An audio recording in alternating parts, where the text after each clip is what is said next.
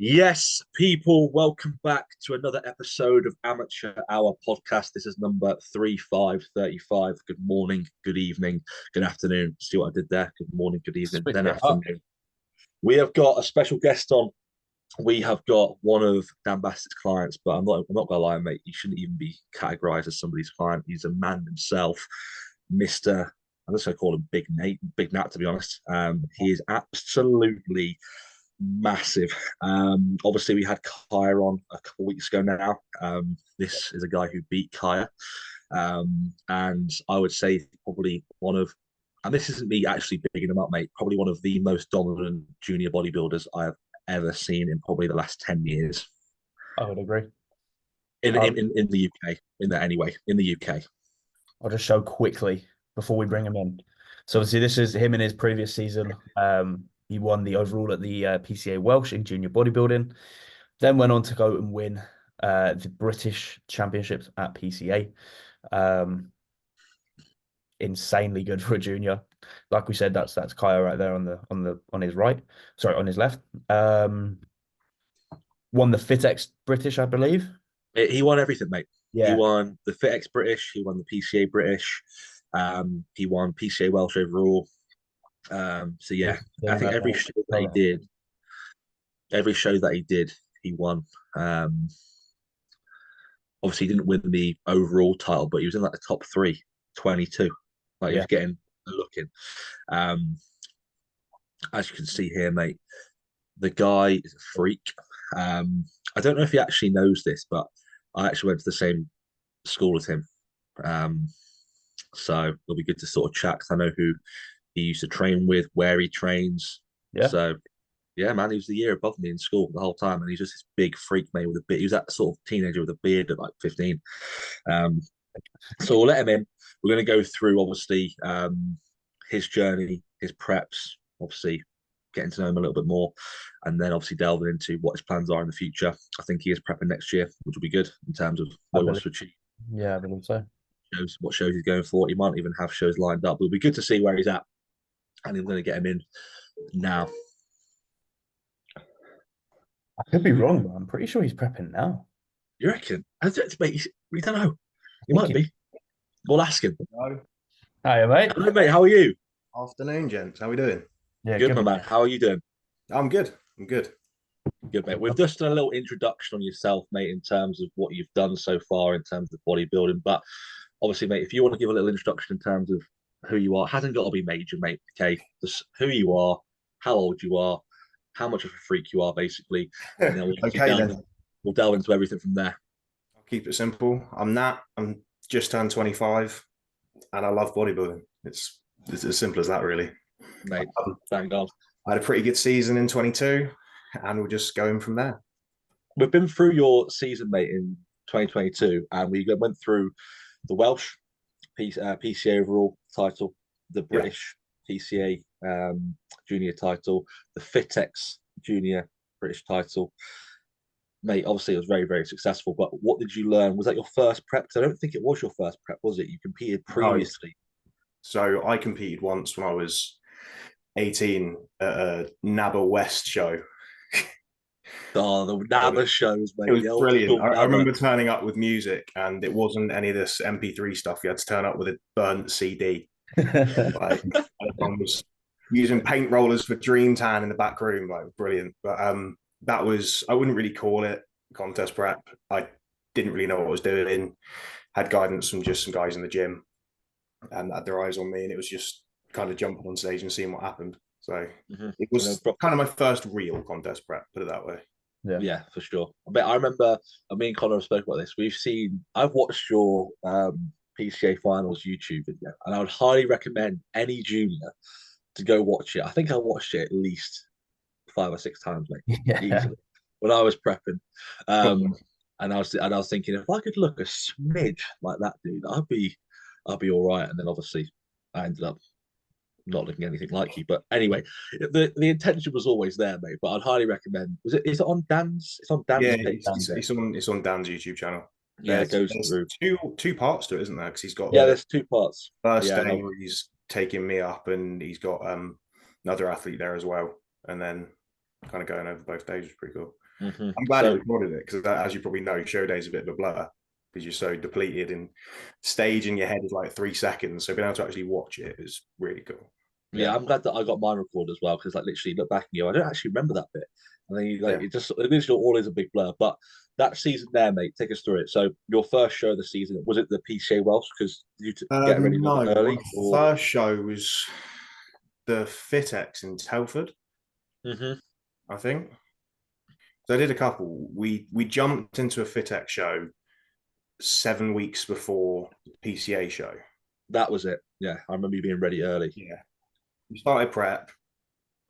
I was in pretty good shape, and then I went to stay with Dan for a week, and he said, "Sod it, do you want to do a show in a couple of weeks' time?" We were like, "Yeah, all right." So we just stripped me in that week, sped it up, jump into the FitX. I did the juniors and the novice and won both. That's why I was able to do the novice in the FitX finals, and that was 8 weeks before the PCA Welsh, which was 8 weeks before the finals. So. Jesus. That's mental. So how long it was a long prep? Yeah. Yeah, how long was your prep from like week 1 to like the end of it? How many weeks was it? I don't really know. I think I was on prep for the majority of the year. I think we started dieting in May. We did like a health phase kind of pre-diet. And then so I was essentially dieting from May. Then April was like, right, okay, prep's actually started. Bits go back in. And then it was just stripped from then.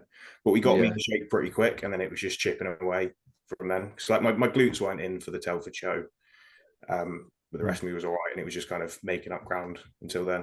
But at the end of it, to the finals, I was getting to that stage where my body was redlining a little bit. Yeah, because I remember Dan speaking about you sort of redline. He was like having to like fill you up. Was it like with pizzas and stuff? Was it that? It was nuts. It was a really unfortunate combination. So about a week and a half before the finals, I got my body was redlining anyway. So there was a point where he was feeding me like 6,000 calories every day, but I was still dropping a pound a day, and my body was just going in overtime. And then I got a tricep infection from a bad pin, and like my arm blew up, and like I was checking in, my body was like dry as fuck, but my face was puffed out here because of the infection. Yeah. So my body was really unresponsive. But yeah, we did the loading week. We did 2 days where I was eating like your standard 7,000 calorie plus high day. And then at the end of the day, he's like, go get 2 large Domino's pizzas, 4 sides, house the lot. We did that like 2 days in a row, and then a further loading day before he dropped me off, because it took that much for my body to kind of wake back up. How did that feel mentally? Like, did that kind of mess with your head eating all of that leading into a show? No, not really. I'm quite fortunate that because of the unwavering trust I have in Dan, I'm able to completely switch off the entire prep. Like whatever he says I'm eating at any point, like high day, low day, it doesn't really phase me. Okay. That helps massively, separate a little bit. Yeah, that helps massively, because you get some people that overthink things and they question what their coach says. But when you have somebody who just not does what they're told, but can have that complete trust in their coach and just completely switch off, it makes things so much easier, mate. Reduces stress. Yeah. Like at the start, I just said, I'm going to give you my brain, and it's that simple. I can just execute what I'm told, and it makes it easy for me. I'm not there to think about it. I'm there just to tick the boxes. Yeah, that's literally it. And I think that's honestly one of the big reasons why you've made so much progress in this period of time, probably since 2022 to where you are now.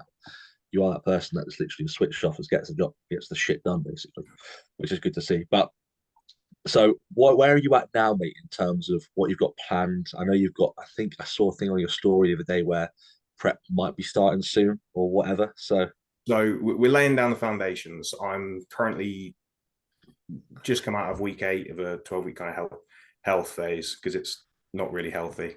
We still have masteron and GH and all sorts, but health phase. And then we're going to put some bits in, do another push-up. I won't officially start prep until kind of part of next year, because I'm going to compete back in the next year. This is just like we're going to lay the foundations of the drilling, the posing again, keeping consistent kind of cardio and rounds, and nailing the little variables like sleep, just so everything is perfect when prep actually starts. We're still doing an off-season push-up before then, just one final push, but just laying the groundwork so the routine's in place. Nice. That's class, man. Do So, you know what you're sort of shooting for in the next competitive season in terms of shows? Honestly, no. It's again one of those things where wherever Dan tells me to go and step on stage, that's what I'll do. It saves me having the pressure of it. Like he chooses when I compete, he chooses when I start prep, he chooses what stage I step on. I just basically do what I need to do to get there. Even when it comes down to like weight caps and stuff, like are you gonna go for supers or is it? I'll probably be supers. Yeah, it makes sense. that's exciting. I have to be because as you've probably seen, I'm one of the taller bodybuilders. I'm 6'1", so for me to be competitive, I have to have a certain amount of tissue, which should put me in supers. For sure. And stand next to someone like you, Connor, and look really stringy. Yeah, imagine that. But coming out of that 2022 prep, obviously you knew that you're going to probably prep like maybe 2.5 years, whenever. But what was your progression model in terms of where you needed to improve? Obviously, we need all say, obviously, we need more tissue everywhere. But because you were so dominant in, especially juniors and also novice, mate, what did you put in place in terms of what was your priority in terms of what you need to bring up? So for me, predominantly, it's balancing my upper with my lower. You see, my legs are fairly dominant in all of my shots, and then from the upper, I've had ridiculously awful arms because it's never something I really focused on. And adding to that, my back shots, like my back lat is good, but the second I put my arms over my head, my back disappears. So my back double's fairly weak. So I think since pretty much the first push-up post-show, I've been running 2 back sessions a week, like non-stop, just trying to put some tissue on there. And now we've just introduced solely an arm day for me, literally this week, for the next push. That's exciting. I mean, of course, it's putting tissue everywhere because there's frame that needs filling, but the priorities are bring up the weaker shot, so balance my upper to my lower, and then put more tissue on my back so that it's not such a stark contrast when I turn to the back. Yeah, man. Can't really back if you coach by Bastic. Yeah, that's the thing. And we were talking to obviously Dan literally last week, mate, in terms of he puts different things in place for different clients, reduces their needs and what phase they're in. So what has he done to you to cater to like your needs and your training? Have you sort of like picked up his style of training in terms of like, so I can imagine you being pretty strong, mate. So do you do pyramid style sets? What's he implemented into your training that has obviously got you to where you are now? So that's something that we've worked on together quite a lot. We're very similar in our headspace when it comes to training. Like the basis of all training is just getting really fucking strong and training really hard until basically you meet Jesus or you piss in blood. Like it's one or the other. And that's what I did for years. And it gets you so far. But there's a level of maturity that comes when it comes to, right, I'm just going to injure myself now. So what we did was we kind of took this the same intensity, but moved it from a place of kind of aggression and anger to more trying to get something done and challenging the muscle in terms of just how can I fail as early as possible? How can I actually do the most damage rather than like doing a set of hack squats where you're taking 20 breaths at the top to get another rep out. And I'm doing a lot more kind of pyramid sets. We found a nice balance between, so in a session across a bunch of exercises, like half of it will be where I'll do your standard top set back off. So we still have the basis of getting strong as fuck. But then the others will introduce like your SST style work, like your cluster sets and like DC stretches and that kind of thing just for intensifiers. So you can increase your total volume in a session, but then you still have the really hard heavy sets that kind of are what got me into training in the first place. Yeah, that's interesting. The balance of the two.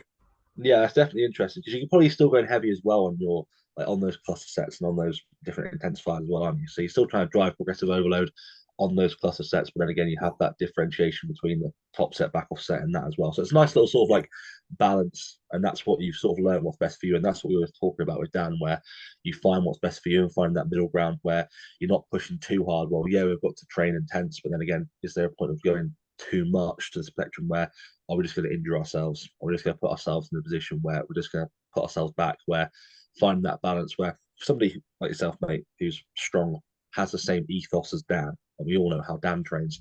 It's like you put yourself in a position of risk essentially, where if you go too hard, you're going to injure yourself. But you need to try and find that balance where you still want to find that threshold, but not too much to the point where you can still sort of like, it's like riding on baseline, right? So like right on the edge, isn't it? Before sort of like topping over. So it's good that he's found that with you. But would you say that's been like a long process where you've tried a few things with him, or has that just been like you just finding that straight away? Or it's been a process for me mentally, because I'm so used to, you know, when you finish a leg session and you like dribbling, you got brain fog and that kind of thing. Like your head is mashed, and it's just trying to convince myself that that doesn't mean I've had a good session.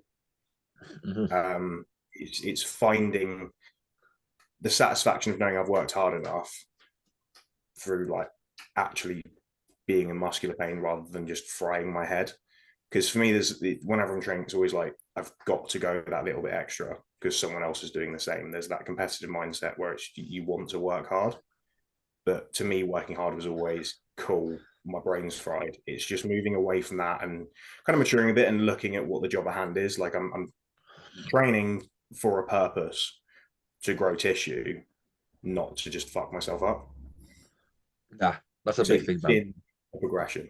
No, for sure, mate. And that's something that I've done previously where I just thought, okay, if I bury myself, that's just like a job done, really, really good. But then you got to think of little things like longevity. How long can I actually do this for? Injury risk.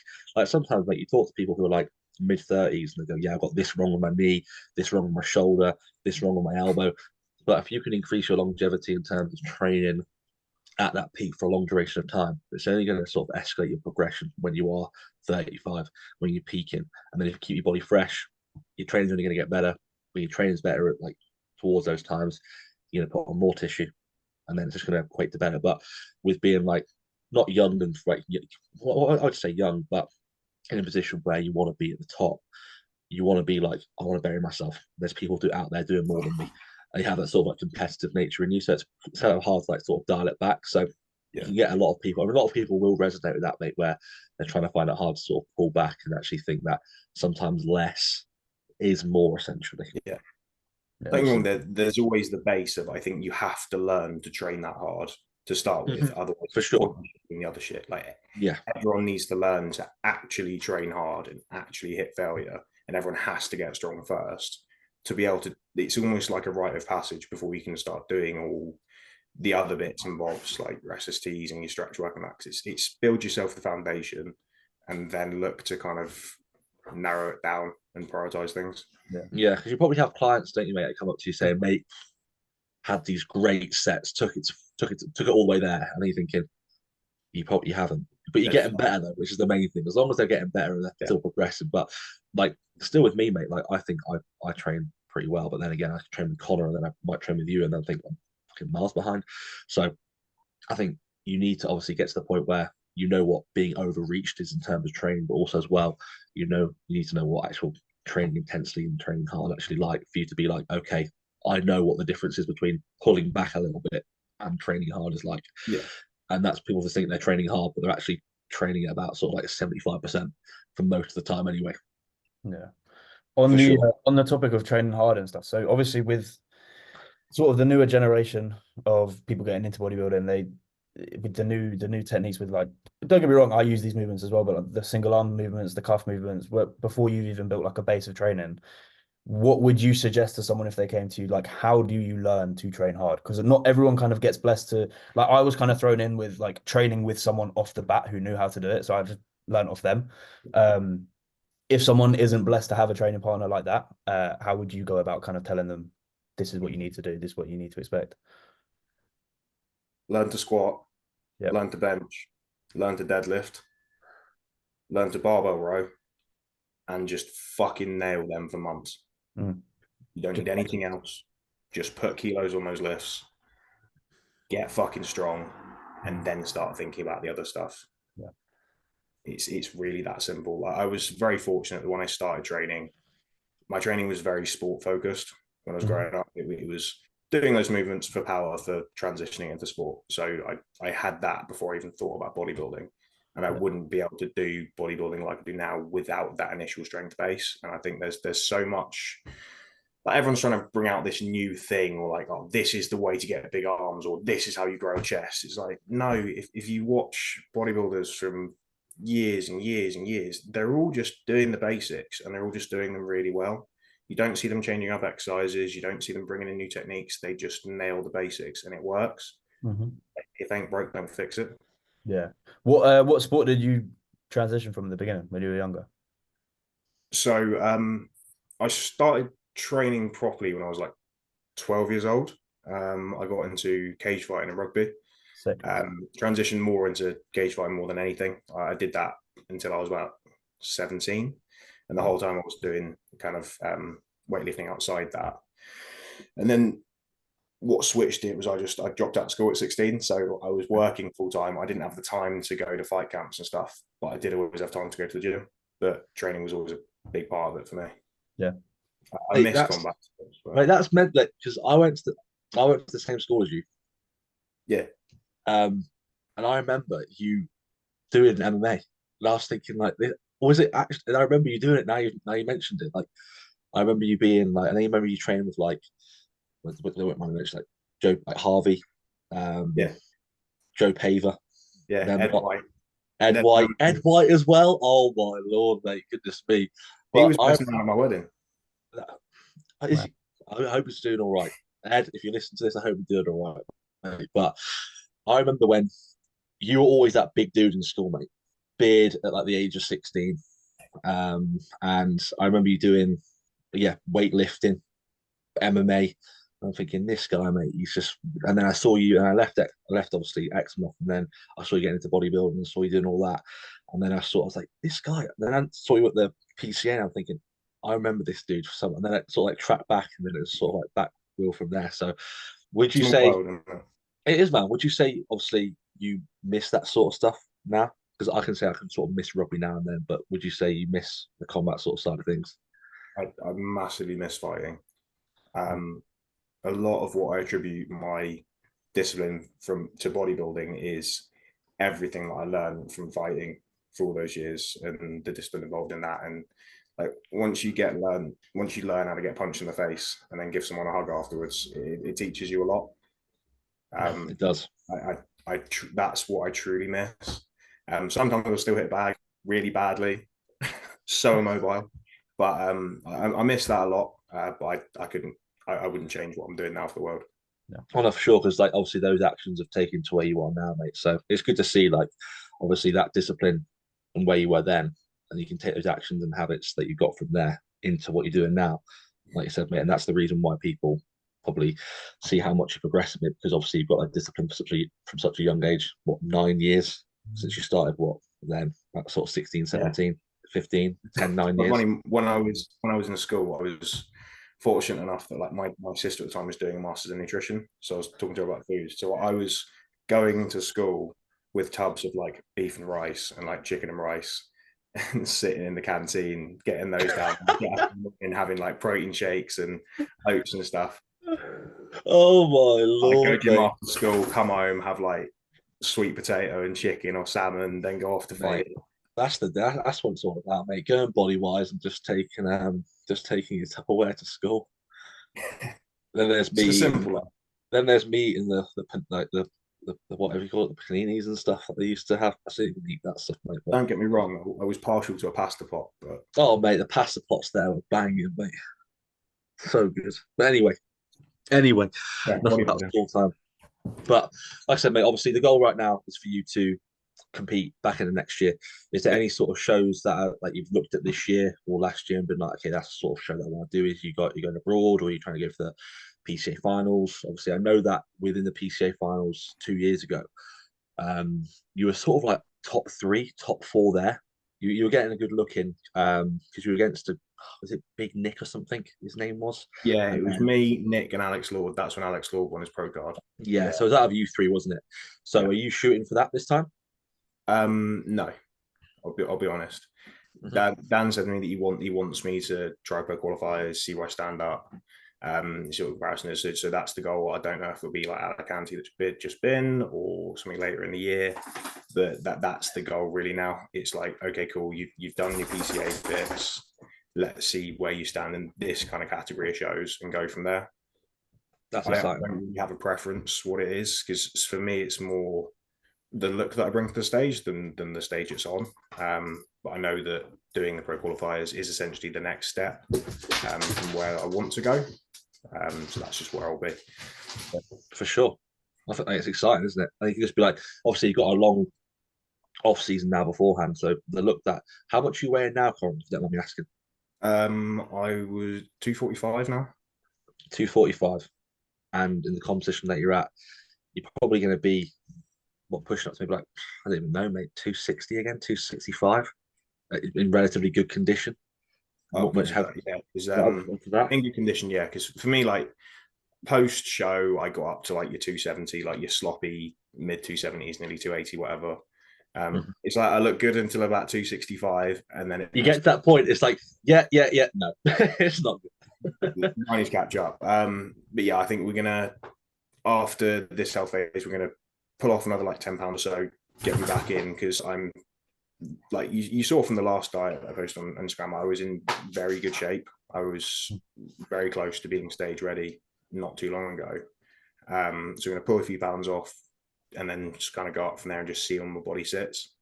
I'm a little bit weird in that Dan always takes the piss out of me saying I got bird bones, because it's like, because of the way that I'm shaped, I should be heavier than I am. So it takes make up me for being light, because my stage weight for the PCA was 215, I think. So that's mental, mate. You look about 230. Yeah. Yeah, and the lowest we got on prep was 200.8 pounds. Mad. It's just a 15 pounds up. Yeah. What the? That's okay.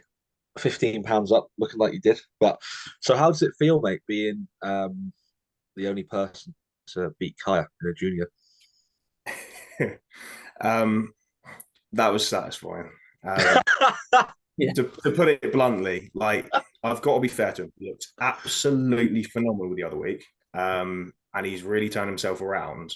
And I've always said this about him, like he was almost dropping the ball previously, because he's almost like untapped potential. He's got so much potential. He's so fucking good, but it's like he wasn't quite knuckling down to do it. And when it came to the PCA, I had Dan telling me and a few other like top coaches that knew about Kai's headspace and knew he was almost kind of like walking into it. And they were getting in my head being like, you need to take his fucking head off. You need to show it. And that ended up getting me pretty rolled up. So being able to step on stage and basically beat him, I think it felt good for me because it won, but I think it was good for him as well. But then that it kind of gave him a bit of a kick up the arse for him to realise his potential. And I mean, it's shown because he's done fucking brilliantly. That's what I wanted to ask. Obviously, he came in, like, honestly, he looked so good at the PCA universe. But obviously, I know that he was sort of really well known back then. So, like, mentally, people would have known he was doing the show, his potential, what he was going to come in like. So that you used it as sort of fuel, but did that affect you in any sort of negative way or anything sort of leading up to the show, or you just sort of like head down? Dog's coming to say hi. It's all good. It was only for the show day, because for me, I didn't actually pay attention to anyone that was competing. I didn't really know anyone that was going to be there. I was just turning up and doing what I could and bringing what I could. The only one that I knew that was going to be there was like Oscar Stevens, because we competed together and he's a good boy. I got on with him quite a lot, but otherwise I didn't really pay attention to anyone else that was stepping on stage. Yeah, that's the best way to be, in my opinion. That's the best way to be. I only knew like getting your head so much, especially with the sport we spend every day picking ourselves apart. And I think when you're in that more fragile headspace of the prep and you're trying to switch off completely, worst thing you can do is start comparing yourself to someone else. Mate, for sure. And that's literally a big lesson. A big lesson is literally to anybody. If you're in prep towards the back end, do not compare yourself to anyone. Especially like Nat said there, when you're in that fragile headspace where you're being more critical and then you're going to try and drive for more condition, and you're looking at other people and they think, oh, they're leaner, they're bigger. Like, at the end of the day, it doesn't really matter, because all you can do is control what you can control and bring what you can on stage. But I'm very fortunate that I sort of learned that and I didn't really compare myself to anyone, thankfully. But I know a lot of people that do and did, and they say it's the worst thing that I did. Have you done that, Connor? I think I did, but without sort of knowing it. I think I was just doing it just because, like, subconsciously. Yeah, subconsciously. But I think on prep towards the end, I kind of just stayed away from social media, not on purpose. I just didn't want to do anything. I just wanted to just train and eat and sleep. So I mean, yeah, a little bit, but not to the point where it kind of affected prep. Yeah, that's what affected my. That's what did my prep was. Like, yeah, I'm gonna start uploading stuff, do all this, document my YouTube and all that. And then they like got to the back end and I was like, this is the last thing that I want to do right now. I'm not doing that. And that's why I don't blame you for what you do now, because you don't really post that much, do you? No, Like, I hate it. yeah, honestly, mate. I do it because I'm told to. Because Dan and my training partner are like, put yourself out there a bit more. But I find it so hard. I'm a massive hermit. I like just being in my cave and getting with it. Who is your training partner? Is it Alex? Is it Alex? Is your Alex partner? Cox, who just did the PCA Natural. Yeah, because he messaged me and he said he's never met anyone that's like more dedicated as you, and like he's like bang on as you are. That's very kind of him. I put it down to autism. Put it down to autism. But what do you think of that PCA Natural show? Obviously, I think I saw you there. But in terms of obviously Alex, what he brought, but also the standard. The standard of the juniors was very good, like that James Tipper, and there was the lad that came in third. He didn't have a lot of tissue, but he was skinned out of his fucking mind. He was I could peeled, I could see his kidneys. Like, it was really cool. I didn't see much of the other classes. I think like the standard athletes was high in the juniors. I didn't see much of the others. I think for the physique it was good. It was a very busy show. My only potentially negative feedback towards the show, which I found personally frustrating, was maybe just due to the number of athletes. But I don't know if you noticed, a lot of athletes didn't actually hit all their poses. They didn't do the quarters, and they didn't hit the poses in order. I think to some degree that does a bit of a disservice to the athletes competing, because you have people prepping for 20 plus weeks to hit half the poses they're meant to. That frustrated me a bit. But in terms of the show itself, PCA always do a phenomenal job. And like the stage was great. And I thought like the condition that the Natties brought for a lot of them was really, really good. And it puts a lot of the assisted shows to shame. Yeah, I was gonna actually ask you about that, because I know like obviously like most bodybuilders, mate, we want to drive to being the best condition. We want to get as peeled as possible. And like you said there, third was peeled out of his nut, which is great to see.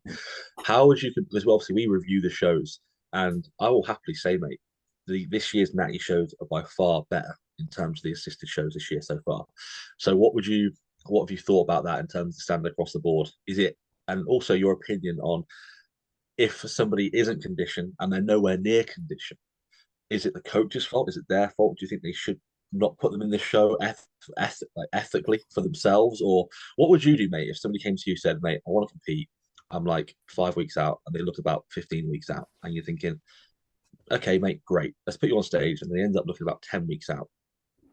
It's ridiculous. Oh, this is something I'm quite sensitive about. I understand everyone has to be a first timer. Everyone has to be somewhere at some point, but I think it does a disservice to the sport if you aren't actually going to step on stage in a condition that is actually presentable as a bodybuilder. Like, everyone has to do it. Sure, some people struggle more than others, but there's a certain standard to uphold that you should try and bring yourself as a competitor. And it's disillusioned by the amount of people that are turning up out of shape, but there has to be a certain standard to it. And if someone turns up and they come to me and they say, I want to get on stage, and they're not ready, you say, you're not ready. It's the kindest thing you can do. Yeah. It's if you turn up out of shape, it's disrespectful to the other athletes as well.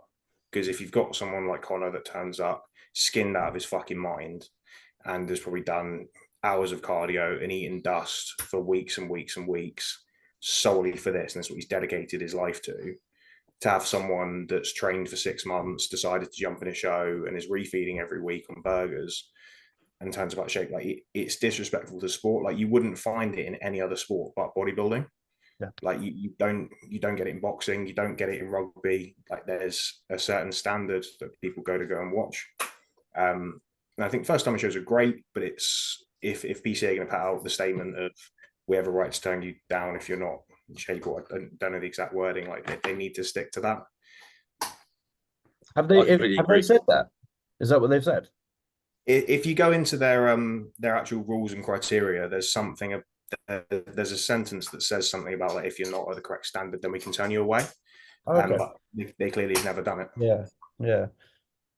Yeah, I always, because we've all spoken about it, saying like, they should definitely put that into action. I didn't know that they've actually said it. They definitely should then uphold that. Yeah, For I sure. mean, it's a touchy subject because you don't know what someone's been through to get on Yeah. stage. But at the end of the day, like it's a competition. Yeah. There's levels to it.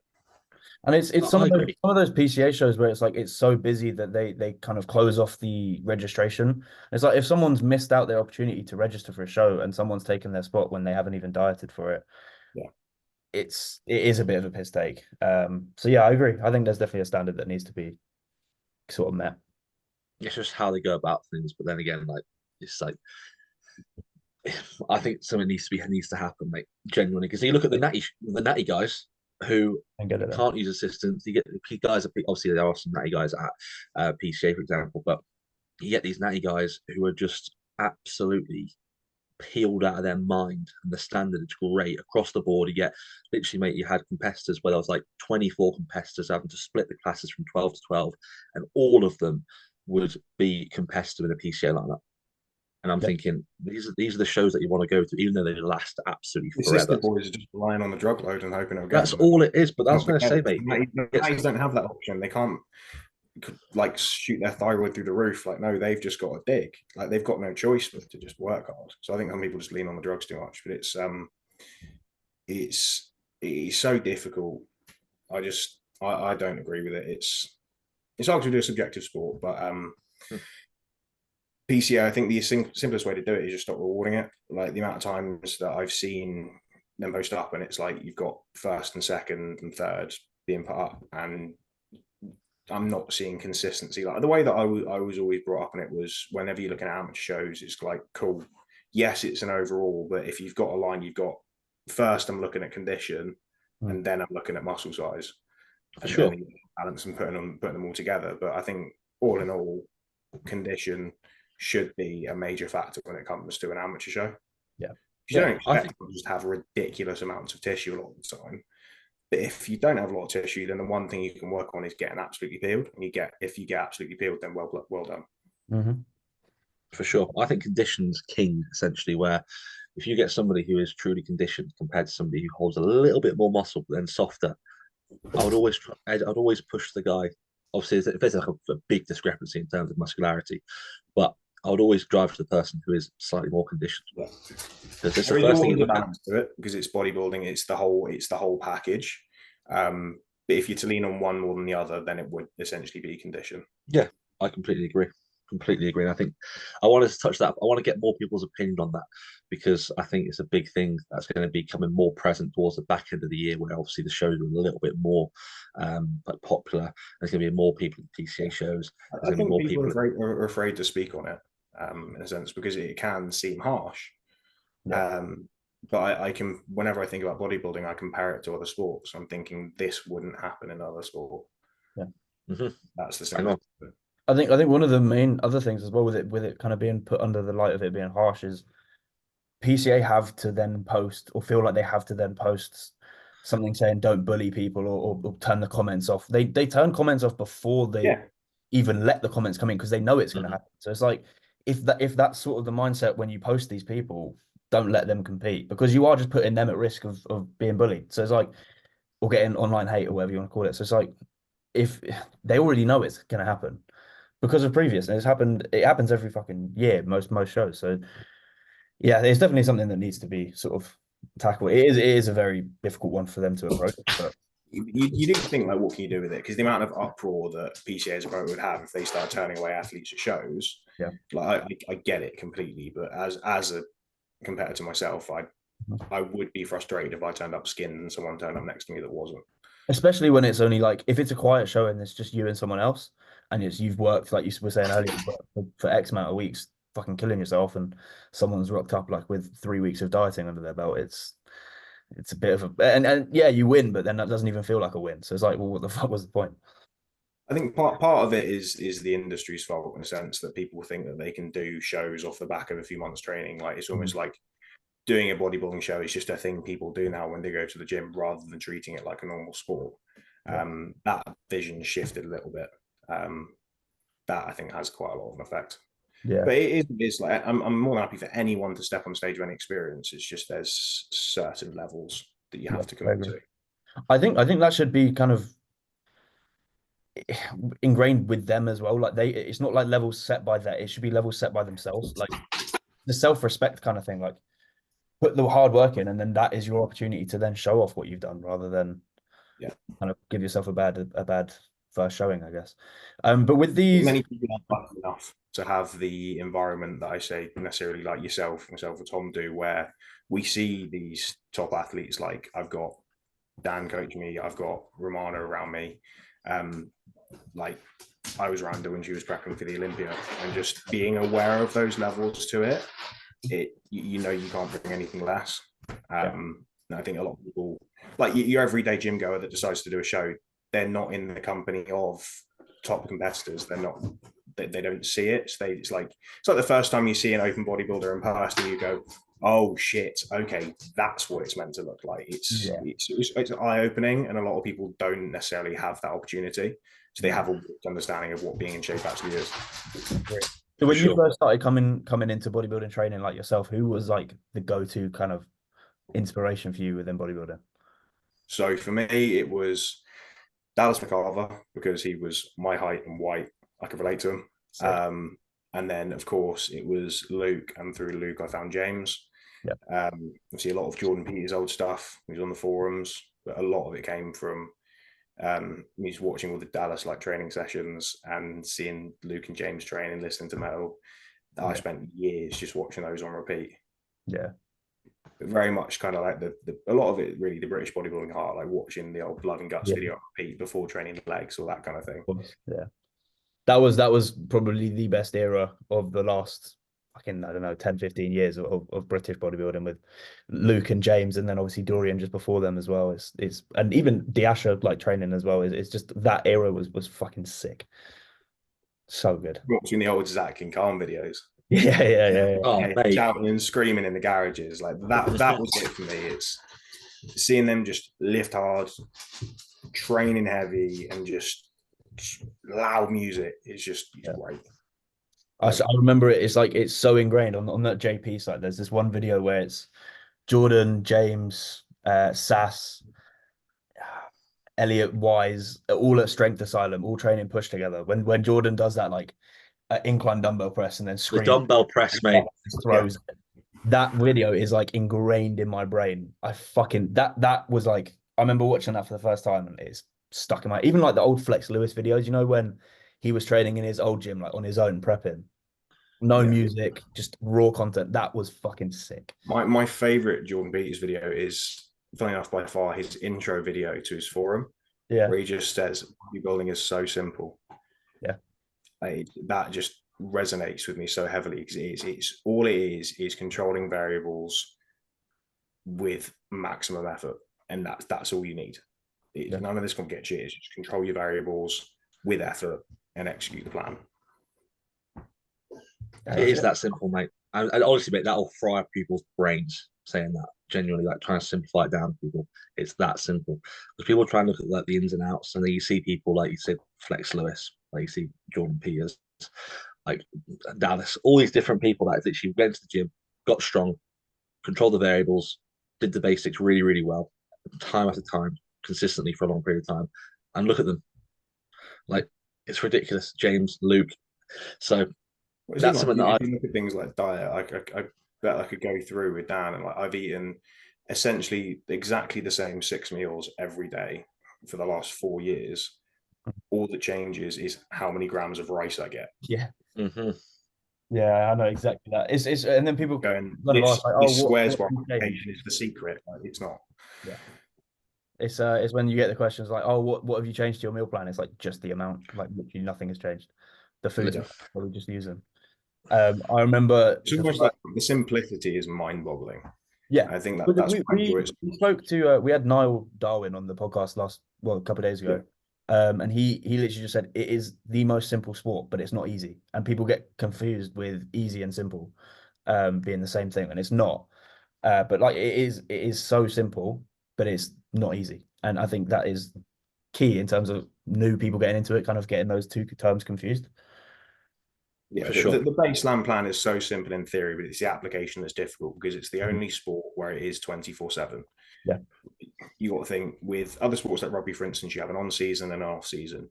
You're playing and eating right for a few months of the year, and then you got time to chill out. With bodybuilding, you might get as a standard maybe one off plan meal a week for the month that you're not dieting, and then post show you might have 2 days where you're doing what you want, but otherwise it is every day is dictated by 2.5 hour windows, and that's what makes it so hard, and that's why people look for an out. But it is just do the same thing every day and do it well.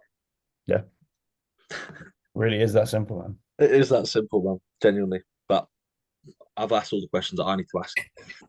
Genuinely. So he knew the plans, what he's gone through his own prep, what he's got planned for next year.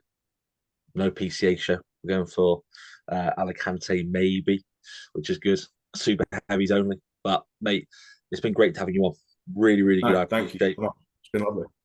It's been good to have somebody that's like young and also as well, mate, that I've sort of like seen over the past 2 years and seen you develop. It's been really, really good. So I'm sure a lot of people. It's really humbling for me to hear that as well, because it's like, yeah, man. Yeah, stay in my cave. I just kind of crack on, and it's really cool to see people like you guys actually kind of have an interest in what I'm doing and what I'm up to. Yeah, man. Oh, mate, for sure. For sure. Like I said, mate, I've watched that YouTube video, and like I said at the start, I'd highly recommend any first time I watch that video because it makes you realize, firstly, like there's everything of what show day is all about. But like I said, mate, it'll be good to see your progression. Post more for sure if you can, because it'll be good to see your off season. Yeah, no, I will how the rest of this year goes. Wait till I go back on, and then there'll be some more posts. Right now, yeah, that'd be good. The odd post. Holding on right now. Brilliant. But now, mate, thank you. If you want to tell people where they can find you, mate, even though, like I said, you don't really post much, but he will be. He's promised us. So where can people Stories find you? Fairly active. On Instagram, it's just nat.aasmaa. I doubt you spell my last name. It's AASMAA. That's pretty much it for me. I'm on Instagram. That's it. For coaching, it's a coach because it's simple. I'm just a coach. So in touch there. So simple. A coach. Basics in it. Just a coach. I didn't want anything fancy like I develop physiques. It's like I'm a coach. And that's where you'll find me. I'm fairly active on my stories. It's mostly me, bodybuilding, Ronnie, and my wife. Beautiful. Otherwise, that's it really. There you go. Well, now, mate, thank you. We appreciate it. And as always, guys, thanks very much. We'll see you in